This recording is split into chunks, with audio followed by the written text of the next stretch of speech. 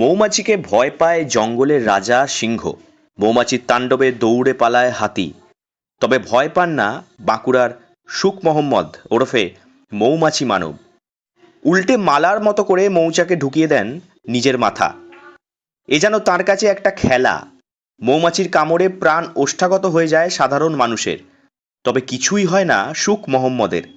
সে যেন কোনো দৈব বলে বশ মানিয়ে রেখেছে মৌমাছির দলকে।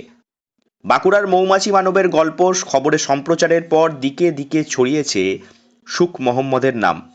সেই কারণেই এবার বাঁকুড়া এসডিও এর অনুরোধে বাঁকুড়া সদরের রবীন্দ্রভবনে এক বিরাট মৌচাক ভাঙতে আসেন সুখ মোহাম্মদ।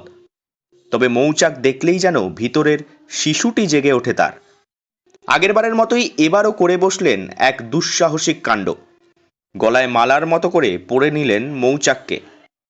এ বিষয়ে সুখ মোহাম্মদ জানান,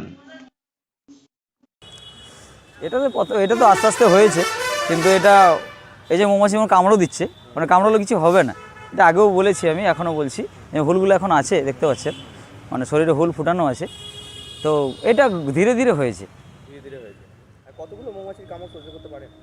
এখনও পর্যন্ত ওই 400 থেকে 450 পর্যন্ত। 400 থেকে 450। আর কতগুলো মৌমাছি কামড়েছে আজকে? আজকে কামড়েছে গোটা 50-এর মতো।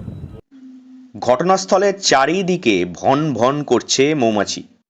মুখ চোখ ঢেকে দর্শকের মতো দাঁড়িয়ে আছেন কয়েকজন স্থানীয়। অবাক হয়ে তারা সুখ মোহাম্মদের কাণ্ড দেখছেন। খেলার মতো মনে হলেও এদিন প্রায় 50টি মৌমাছির কামড় খান মৌমাছি মানব। এ যেন মৌমাছি নয়, মশা। নির্দ্বিধায় এক একটি হুল ছাড়িয়ে ফেলে দিতে থাকেন তিনি। বাঁকুড়া জেলার ওন্দা ব্লকের চিঙ্গানি গ্রামের বাসিন্দা সুখ মোহাম্মদ 1 দশকের বেশি সময় ধরে ভেঙে আসছেন মৌমাছির চাক। বাঁকুড়া ছাড়াও গোটা রাজ্যে তিনি বি ম্যান নামেই পরিচিত।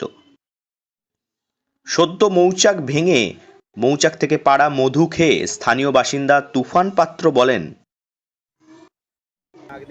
না, এটা কোনোদিন দেখিনি, এই প্রথমবার দেখলাম।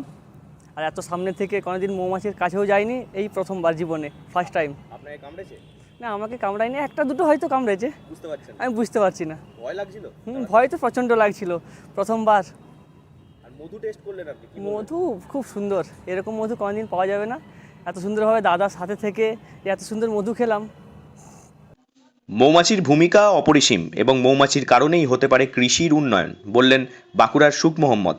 এছাড়াও বাঁকুড়ার মধুর গুণগত মান এবং ঘনত্ব সবচেয়ে উৎকৃষ্ট বলেই জানিয়েছেন তিনি।